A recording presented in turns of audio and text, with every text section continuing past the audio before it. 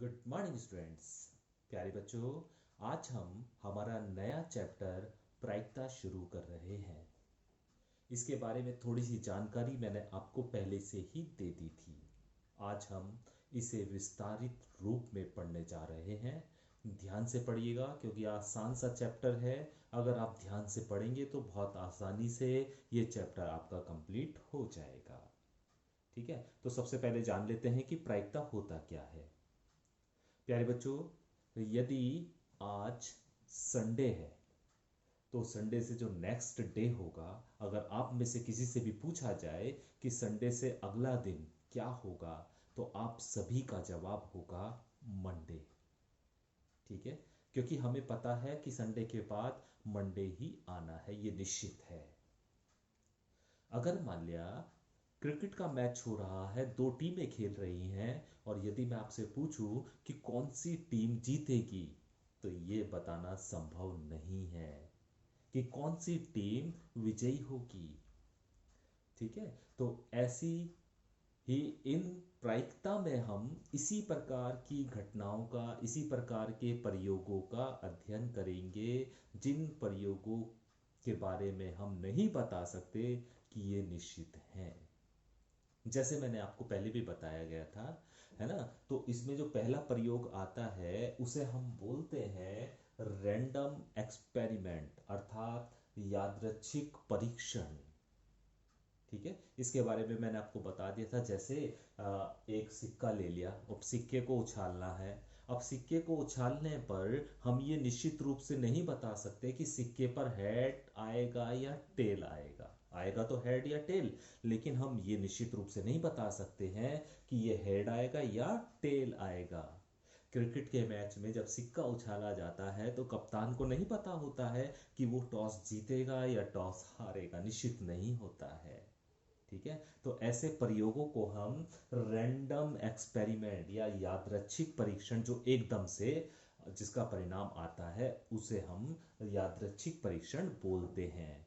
जैसे हम कह सकते हैं कि एक पासा है, एक पासे को उछाला हमने। हम जानते हैं पासा पासा एक डायस होता है प्यारे बच्चों। जैसे आपने लूडो का डायस देखा होगा, है ना। उस पर नंबर गड़े हुए रहते हैं, वन एक तरफ, टू एक तरफ, थ्री एक तरफ, फोर एक तरफ, फाइव एक तरफ, सिक्स, इस तरह के नंबर वहां पड़े रहते हैं। जब आप डायस को फेंकते हैं तो आपको निश्चित नहीं होता है कि कौन सा नंबर आएगा, है ना। तो ऐसे प्रयोग जिसमें हमें परिणाम का निश्चित नहीं होता है कि क्या आएगा, ऐसे प्रयोगों को हम रैंडम एक्सपेरिमेंट बोलते हैं।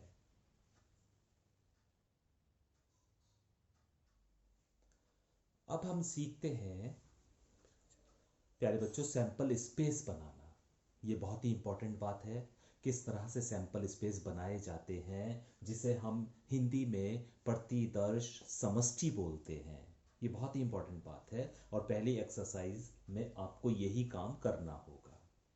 तो प्यारे बच्चों ध्यान से देखिएगा, यदि हम एक सिक्का उछालते हैं तो उसके आउटकम्स, उसके परिणाम क्या हो सकते हैं। या तो उस सिक्के पर हेड आएगा या उस सिक्के पर टेल आएगा, दो ही परिणाम हो सकते हैं। या तो उस पर हेड आएगा और या टेल आएगा। अब इन परिणामों को, जो परिणाम हो सकते हैं, उन्हें एक समुच्चय के रूप में रखते हैं और इसे हम एस के द्वारा प्रदर्शित करते हैं। इसे हम सैंपल स्पेस बोलते हैं।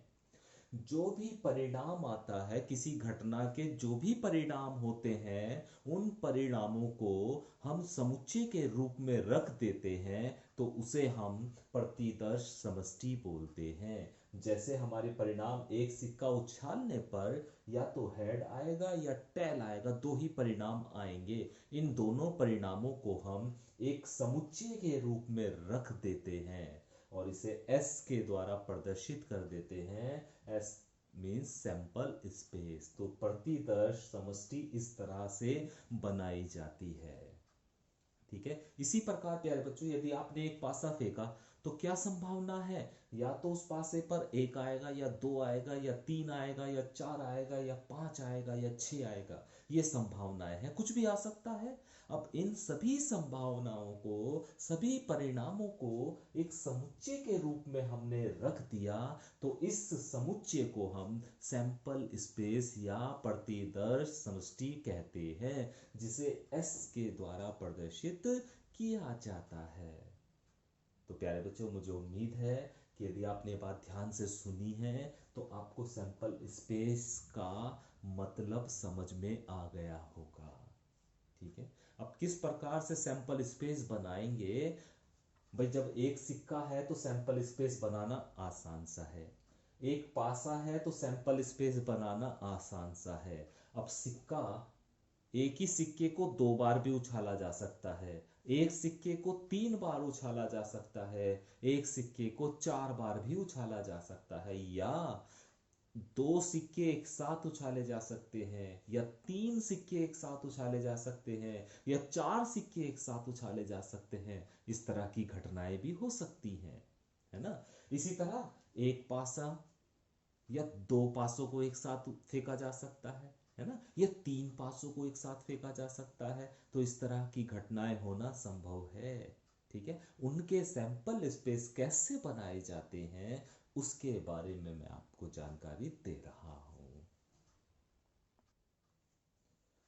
प्यारे बच्चों, यहां पर दो बातें लिख रखी है मैंने, इसे ध्यान से आप सीखिएगा, ध्यान से इसे आप सुनिएगा।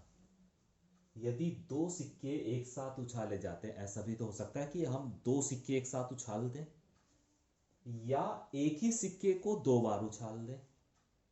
एक तो ये घटना हो सकती है।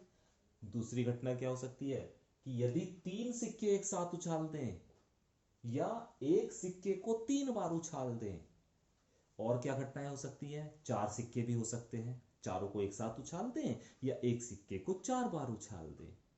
तो ऐसी स्थिति में जो आपके सैंपल स्पेस की संख्या होगी, प्रतिदर्श समष्टि की संख्या होगी, वो होगी 2 की घात n। एक सिक्का भी मान लिया उछाला आपने, एक सिक्के को एक बार उछाला आपने, ठीक है, सिक्के को एक बार ही उछाला, तो कितने उसके सैंपल स्पेस आएंगे? उसकी संख्या जो होती है वो होती है 2 की पावर n, जहां n होता है 1 2 3, मतलब एक सिक्का उछाला तो n का मान 1। अगर एक सिक्के को दो बार उछाला या दो सिक्के उछाले तो n का मान 2। यदि एक सिक्का तीन बार उछाला या तीन सिक्कों को उछाला तो n का मान 3। यदि चार सिक्कों को एक साथ उछाला n का मान 4, या एक ही सिक्के को चार बार उछाला तब भी n का मान 4। तो सैंपल स्पेस की संख्या हो जाएगी, प्रतिदर्श समष्टि की संख्या हो जाएगी 2 की पावर n। ठीक है, अब इसी के आधार पर मैं आपको कुछ उदाहरण बता देता हूं कि यदि दो सिक्के को उछाला जाता है तो सैंपल स्पेस कैसे बनाए जाते हैं, तीन सिक्के को उछाला जाता है तो सैंपल स्पेस कैसे बनाए जाते हैं। बड़े ध्यान से सीखिएगा, बहुत ही आसान सा तरीका है। तो आइए प्यारे बच्चों, देखते हैं कि किस प्रकार से सैंपल स्पेस बनाए जाते हैं, है ना। ये दो तीन उदाहरण दे रखे हैं, इसी से आप आगे अगर ज़्यादा सिक्के दे रखे हैं तो वो भी आप इसी के द्वारा बना सकते हैं। बहुत ही आसान सी बात है। चलिए जरा, पहला केस क्या हो सकता है? केवल एक ही सिक्का हो, है ना, एक ही सिक्का हो।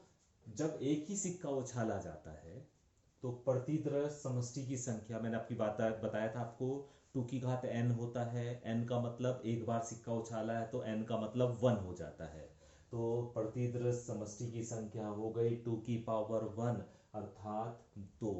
तो सैंपल स्पेस में जो सदस्य होंगे, ऐसा कह सकते हो ना, यानी समुच्चय जो बनाओगे उसमें जो सदस्य होंगे वो दो होने चाहिए। अब जब आप एक सिक्का उछालोगे तो प्यारे बच्चों क्या क्या संभावना हो सकती है? या तो हेड होगा या टेल होगा। तो इसके सैंपल स्पेस क्या बन जाएगा? हेड टेल, दो ही है ना, है ना। जो समुच्चय में जो सदस्य हैं वो दो ही हैं, यानी सैंपल स्पेस दो ही बने हैं। ठीक है, तो मुझे उम्मीद है कि ये एक सिक्के वाली बात आपको समझ में आ गई होगी कि जब एक सिक्का होता है तो प्यारे बच्चों अब याद रखिएगा सैंपल स्पेस यही होता है, h टी। यदि दो सिक्के हैं, जब दो सिक्के हैं तो प्रतिदृष्ट समष्टि की संख्या कितनी हो जाएगी? 2n था ना, तो n की वैल्यू अब 2 हो चुकी है, सिक्कों की संख्या अभी 2 हो चुकी है। भाई या तो एक सिक्के को आप 2 बार उछालो या दो सिक्कों को एक साथ उछालो, एक ही बात है। तो अभी दो सिक्कों के बारे में हम बात कर रहे हैं, तो प्रतिदृष्ट समष्टि की संख्या हो जाएगी 2 अर्थात 4। इसका मतलब सैंपल स्पेस 4 बनेंगे, सैंपल स्पेस 4 बनेंगे। कैसे बनेंगे ये ध्यान से आप सीख लीजिएगा प्यारे बच्चों।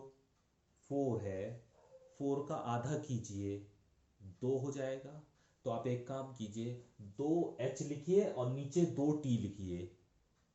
फिर एक बार सुनिए, जो प्रतिदृष्ट समष्टि की संख्या 4 आई है उसका आप आधा कर दीजिए, और आधा करने पर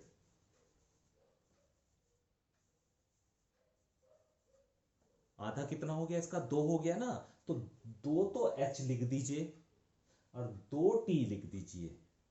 ठीक है, अब इस 2 का भी आधा कीजिए, एक बचा। 2 का भी आधा कीजिए तो एक बचा। तो अब क्या करेंगे, एक h लिखिए और एक t लिखिए। एक h लिखिए, एक t लिखिए, एक h लिखिए और एक t लिखिए। तो ये 4 सैंपल स्पेस आपके बन जाएंगे, H H, H T, T H, T T. तो जब दो सिक्के उछाले जाएंगे प्यारे बच्चों एक साथ, तो सैंपल स्पेस जो होंगे वो होंगे H H, T H T, T H, T T. कैसे बनेंगे याद करने की बिल्कुल आवश्यकता नहीं है आपको। इस तरह से आप ये प्रोसेस याद रखिएगा, ये मेथड याद रखिएगा, क्योंकि इससे बड़े भी आपके पास आएंगे तो कहाँ तक याद रखेंगे। तो अगर ये मेथड आपको याद है तो बहुत आसानी से आप सैंपल स्पेस को बना सकते हैं। ठीक है, अभी 3 सिक्कों के बारे में हम बात करते हैं। यदि 3 सिक्के हैं तो उसके सैंपल स्पेस कैसे बनाएंगे? तो आप जानते हैं प्रतिदृष्ट समष्टि की संख्या हो जाएगी 2 अर्थात 8। अर्थात अभी हमें 8 सैंपल स्पेस बनाने हैं, है ना। तो अभी नहीं याद रखोगे तो बड़ा कठिन हो जाएगा, है ना। तो इसे समझ के आप इसे बनाएंगे खुद। अभी सैंपल स्पेसों की संख्या जो है हमारे पास 8 है, 8 का आधा कीजिए, 4 हो गया। तो 4 बार तो h लिखिए और 4 बार उसके नीचे t लिखिए। देखिए 1 2 3 4 बार तो h लिख दीजिए ऊपर, है ना। या मैं इसे थोड़ा सा इरेज करके फिर दोबारा से बना देता हूं, कोई प्रॉब्लम नहीं है। तो देखिए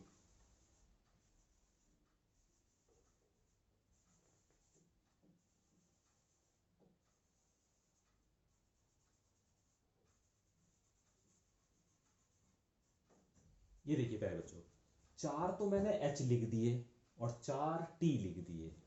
8 का आधा कीजिए, 4 हुआ, तो 4 बार तो h लिखिए और 4 बार t लिख लीजिए। अब 4 का भी आधा कीजिए, 2 बचा, तो 2h लिखिए, 2t लिखिए, यानी 2 बार h लिखिए और 2 बार t लिखिए।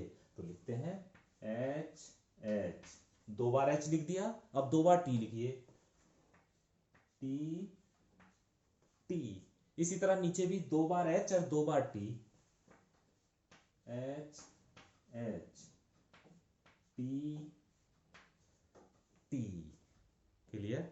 अभी 2 का भी आधा कीजिए, एक बचा, तो एक बार h लिखिए, एक बार t लिखिए, एक बार h लिखिए, एक बार t लिखिए, एक बार h, एक बार t, एक बार h, एक बार t, एक बार h, एक बार t, एक बार h और एक बार t। ये इसके सैंपल स्पेस 8 सैंपल स्पेस हमारे पास बनकर आ गए हैं, जिन्हें हमने समुच्चय के रूप में रख दिया है। ठीक है, तो अभी मुझे उम्मीद है प्यारे बच्चों कि आपको ये सैंपल स्पेस बनाने आ गए होंगे, रटने की जरूरत नहीं है। इस मेथड से आप बनाइए और बनाने के बाद उसे समुच्चय के रूप में रख दीजिए। तो ये इस तरह से सिक्के जो भी हो, चाहे 4 भी सिक्के हो तब भी आप बना सकते हैं। तो ये सैंपल स्पेस सिक्कों से संबंधित सैंपल स्पेस मैंने आपको बता दिए हैं।